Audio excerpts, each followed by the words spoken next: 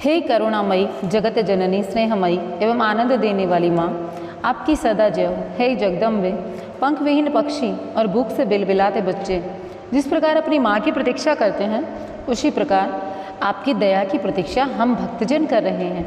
हे अमृतमयी माँ, आप शीघ्र अति शीघ्र मुझे दर्शन देने की ऐसी बुद्धि प्रदान करें जिससे मैं आपका रहस्य जान सकूं। तो प्रिय भक्तों, जय माता की। माता रानी सदा सर्वदा आप सभी का कल्याण करे, इसी कामना के साथ में चलिए शुरुआत करते हैं एक नए वीडियो की। आप सभी को पता है हम श्री दुर्गा सप्तशती के अध्याय रोजाना सुनते हैं। आज हम सुनेंगे चौथा अध्याय। आज शारदीय नवरात्रि का तीसरा दिन है। तो चलिए शुरू करते हैं। माता रानी का नाम लेकर के कमेंट बॉक्स में लिखिएगा जय माता की। आज के अध्याय में हम सुनेंगे देवताओं द्वारा देवी की स्तुति। ऋषि बोले, देवी ने जब पराक्रमी दुरात्मा महिषासुर का वध कर दिया और राक्षसों की सेना को मार दिया तो इंद्र आदि समस्त देवता अपना सिर और शरीर झुकाकर भगवती दुर्गा की स्तुति करने लगे।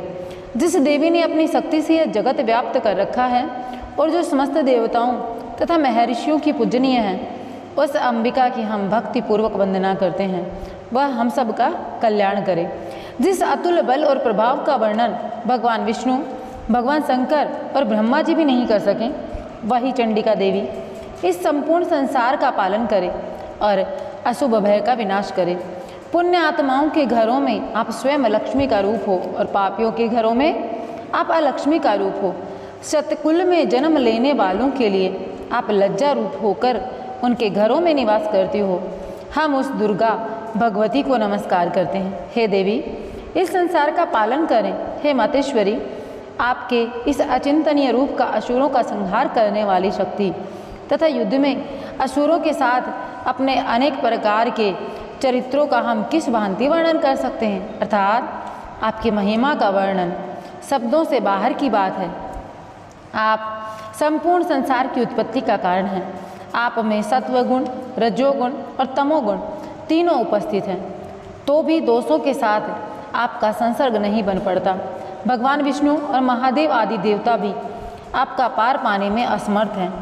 आप ही सबकी आश्रय हैं। यह समस्त जगत आपका अंशभूत है, क्योंकि आप सबकी आदिभूत अव्याकृता परा प्रकृति हैं। हे देवी, संपूर्ण यज्ञों में जिसके उच्चारण में सब देवता तृप्त होते हैं, वह स्वाहा आप ही तो हैं। इसके अतिरिक्त आप पितरों की भी तृप्ति का कारण हैं, इसलिए सब लोग आपको श्वेता कहते हैं। हे देवी, वह विद्या जो मोक्ष को देने वाली है, जो अचिंतन्य महज्ञान स्वरूपा है, मोक्ष की इच्छा वाले मुनिजन जिसका अभ्यास करते हैं, वह तुम ही तो हो। हे देवी, तुम वाणी रूप हो, दोष रहित हो, ऋग्वेद तथा यजुर्वेद की एवं उद्गीत और सुंदर पदों के पाठ वाले सामदेव की आश्रय रूप हो। आप भगवती दुर्गा हो। इस संसार की उत्पत्ति एवं पालन के लिए आप वार्ता के रूप में प्रकट हुई हो और आप संपूर्ण विश्व की पीड़ा हरने वाली हो। हे देवी, जिससे समस्त शास्त्रों को जाना जाता है, वह मेधा शक्ति आप ही तो हो। दुर्गम भव सागर से पार करने वाली नौका भी आप ही हो। लक्ष्मी रूप से विष्णु भगवान के हृदय में निवास करने वाली और भगवान महादेव द्वारा सम्मानित गौरी देवी आप ही तो हैं।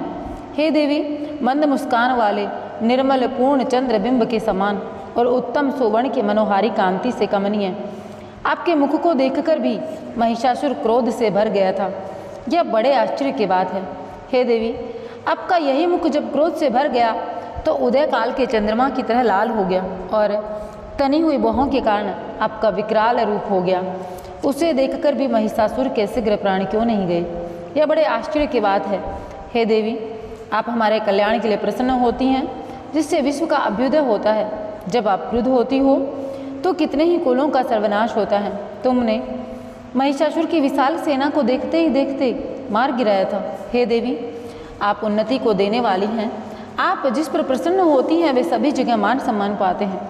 उन्हें ही धन और यश मिलता है। वे अपने धर्म का भी पालन करते हैं। वे ही रक्षित रहते हैं। वे अपनी पत्नी, अपने बच्चों और संबंधियों के साथ प्रसन्न रहते हैं।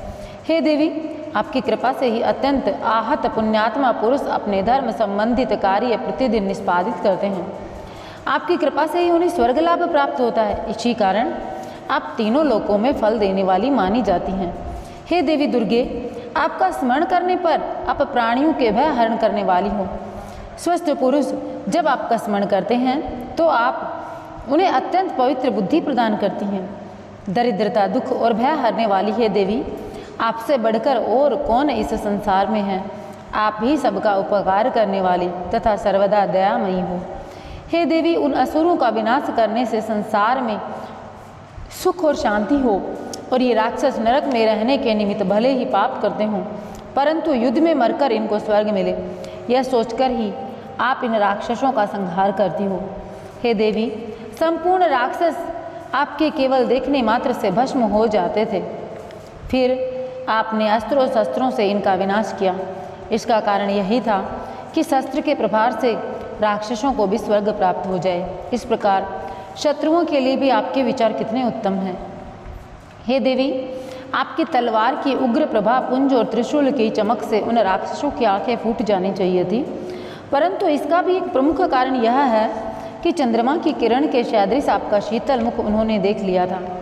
हे देवी, आपका शील स्वभाव दुराचारियों के दुष्ट स्वभाव को निवृत्त करने वाला है। आपका रूप अचिंतनीय है, उसकी तुलना किसी से नहीं की जा सकती।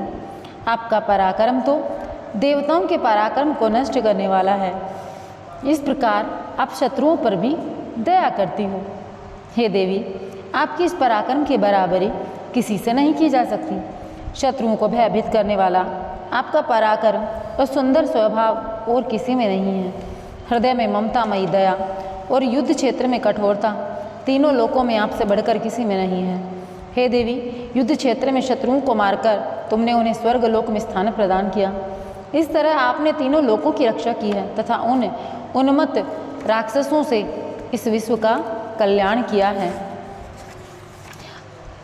आपको बता दें कि जो हमें भय था उसको भी देवी आपने दूर किया है। आपको हमारा बारंबार नमस्कार है। हे देवी, त्रिशूल से हमारी रक्षा करो। हे अंबिके, तलवार से हमारी रक्षा करो तथा घंटे की ध्वनि और धनुष के टंकार से हमारी रक्षा करो। हे दुर्गा देवी, चारों दिशाओं उत्तर, दक्षिण, पूर्व और पश्चिम में अपने त्रिशूल को घुमाकर हमारी रक्षा करें। हे माता, तीनों लोकों में जो आपके सौम्य रूप हैं तथा असौम्य रूप हैं, उनसे हमारी रक्षा करो एवं इस पृथ्वी की भी रक्षा करो। हे अंबिके, आपके हाथों में जो खड्ग, शूल और गदा आदि शस्त्र शोभायमान हैं, उनके द्वारा हमारी रक्षा करो। ऋषि बोले, इस प्रकार सभी देवताओं ने जगत माता भगवती की स्तुति की और नंदन वन के पुष्पों तथा गंध अनुलेपनों द्वारा उनका पूजन किया। सभी देवताओं ने भक्तिपूर्वक दिव्य धूपों द्वारा अर्चना की, फिर प्रणाम करने लगे। जब देवी दुर्गा प्रसन्न होकर उन देवताओं से बोली, हे देवताओं, तुम सब लोग जिस वस्तु की अभिलाषा रखते हो मुझसे मांग लो। देवता बोले, आपने हमारी सब इच्छाएं पूर्ण कर दी हैं, अब हमें कुछ नहीं चाहिए। हमारा शत्रु महिषासुर मारा गया। हे महेश्वरी, इतने पर भी यदि आप हमें कुछ और वर देना चाहती हैं तो जब जब हम आपका स्मरण करें तब तब आप दर्शन देकर हम लोगों के महान संकट दूर कर दिया करें। हे मातेश्वरी, जो भी मनुष्य इन स्तुतियों द्वारा आपकी स्तुति करे, उसे धन, समृद्धि और वैभव देने के साथ ही उसकी धन और स्त्री आदि संपत्ति को बढ़ाने के लिए आप सदा हम पर प्रसन्न रहें। ऋषि बोले, हे राजन, देवताओं ने जब संसार के लिए तथा अपने लिए इस भांति प्रश्न किया तो देवी ने तथास्तु कहकर अंतर्धान हो गई। हे राजा, जिस प्रकार तीनों लोकों का हित चाहने वाली वह भगवती देवी देवताओं के शरीर से उत्पन्न हुई थी, वह सारा वृतांत मैंने तुमसे कह दिया। इसके पश्चात दुष्ट असुरों तथा शुंभ निशुंभ का वध करने के लिए तथा संसार की रक्षा के लिए, देवताओं की रक्षा करने के लिए देवी उत्पन्न हुई। वह सब कथा मैं तुम्हें सुनाता हूँ, इसलिए तुम ध्यान से सुनो। तो प्रिय भक्तों, यहाँ पर हमारा चौथा जो अध्याय था वह संपन्न होता है। अगले अध्याय में हम श्री दुर्गा सप्तशती के 5वां अध्याय सुनेंगे, 6वां सुनेंगे, 7वां सुनेंगे और 8वां सुनेंगे। 4 अध्याय एक साथ सुनेंगे। तो आप लोगों को कहना चाहूँगी कि चैनल को सब्सक्राइब करके वीडियो को लाइक कर दें ताकि आपके पास में हमारे वीडियो समय पर पहुँचते रहें। तो फटाफट से चैनल को सब्सक्राइब करके कमेंट बॉक्स में लिखिएगा जय माता की। माता रानी आप सभी का कल्याण करें।